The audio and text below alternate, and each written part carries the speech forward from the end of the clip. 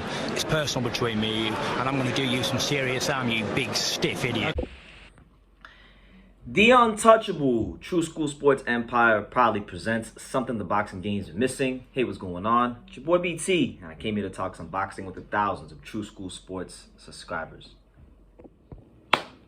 Alright, so listen, this is a follow-up video to a video I did when I was back in Japan, because I made a video about Jared Anderson's fight with Zhan Kossobutskiy, I think that's his name. I can't even say his last name, but the Kazakh heavyweight Zhan, the southpaw.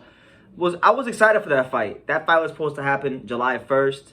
I was excited about it because, Zhan had, good punching power. Not the fastest guy in the world, but very fundamentally sound. And I thought, at least on paper and just from highlights, it's a fight it's a fight that you favor Jared Anderson to win, but probably his stiffest test to date.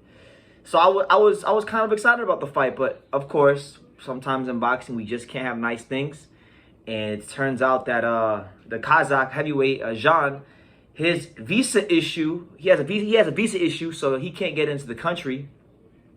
And now we got a replacement opponent, and the replacement opponent is none other than the former IBF heavyweight champion himself, the Prince, Charles Martin. Yes, that Charles Martin. He's back, and he's fighting Jared Anderson. Now, the last time I saw Charles Martin fight was New Year's Day 2022. I was there in the flesh. Charles Martin fought Luis Ortiz in what was probably one of the better heavyweight fights of the last couple years. There was 2 knockdowns apiece, 4 knockdowns in total. Charles Martin ultimately wound up getting stopped in the 6th round. It was a heavyweight slugfest between 2 of the harder punching southpaw heavyweights in the division. So this is a unique situation because Jared Anderson gets a replacement opponent, but it's a replacement opponent that's still a southpaw power puncher because, Zhan is a southpaw power puncher. Charles Martin's a southpaw power puncher. So it's rare that happens because normally if you're a fighter fighting in any weight class, if you're fighting a southpaw power punching fighter, if they get replaced, they're not going to get replaced with another southpaw power punching fighter. But it's happened here, so I don't think much will change as far as styles. Zhan isn't particularly fast. Charles Martin isn't particularly fast. So there's actually, believe it or not, more similarities than you would think between opponents. So I see it as a unique opportunity for Charles Martin. I don't think he's going to win the fight because, even on his best day, just truthfully speaking, even on his best day, which was maybe, I don't know. You guys tell me. I've been watching Charles Martin for years. He's always been a guy that had good size, could obviously punch, but just really never polished everything up. I think of the Ortiz fight, even though he lost, believe it or not, I think that was actually probably one of the better versions of Charles Martin I've seen. So maybe to be optimistic about the fight, maybe he is getting just a little bit better and he's polishing up a little bit more. I have to go watch some more tape, but Charles Martin, I don't see him beating Jared Anderson. I just think Jared Anderson is too fast, a little too sharp. And he's young too. He's young. He's been getting good sparring in the gym.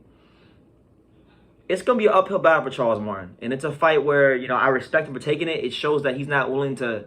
He's not afraid of nobody. Charles Martin's fought some good names. Got a good resume, believe it or not. I think I gotta respect Charles Martin because if you look at the guys he's fought, obviously he fought Anthony Joshua most notably. He's fought Adam Konaki, lost to him in a close fight. Won the fight against Gregory Corbin, who was whatever. He beat Daniel Martz. He beat Gerald Washington. He's fought, he gave Luis Ortiz a really good fight and even dropped him twice. So is Charles Martin some sort of world beater? Absolutely not. But is Charles Martin a good fight for Jared Anderson at this stage of his career? Yeah, I think so. I'll say this too. It's gonna be hard because, like I said, Charles Martin is not the fastest guy, but Jared Anderson sometimes, does leave himself pretty vulnerable in exchanges. So Charles Martin will have a chance to land that big straight left, southpaw, straight left hand on Jared Anderson. And if he does, Jared Anderson could be in trouble. As funny as that sounds, but I just think it's the right fight at the right time. And yeah, I actually saw Charles Martin. Funny enough, Charles Martin was actually in the Top Rank gym. I remember when I was at the Top Rank gym during Tank Ryan Garcia fight week, back when I was in Vegas. The day that Devin Haney had his media workout, you know, they had all kinds of fighters there. Like, they had the Maloney brothers there. They had just all kinds of fighters. Like, Caleb Plant was in the gym that day. And Charles Martin was there. And I remember he was in the ring. He was in the ring, I believe, with Coach Rodney. And he was just working on some stuff, shadow boxing. I saw him hit the pads a little bit. So he was training a while ago. And it's funny how life works. That's why you got to always stay prepared for your opportunities. But it's a fight Jared Anderson should win, I feel. And listen, if Jared Anderson can't win this fight, if he loses to Charles Martin, then anybody who talked trash about Jared Anderson beating Philip Hrgovic, we're going to have a field day here on True School Sports. That's just the truth. But, you know, should be a good little test for him. So let me know what you guys think. Zhan, the Kazakh heavyweight, he's out. Charles Martin is in. Late replacement fight. He took the fight on 11 days' notice. So, yeah.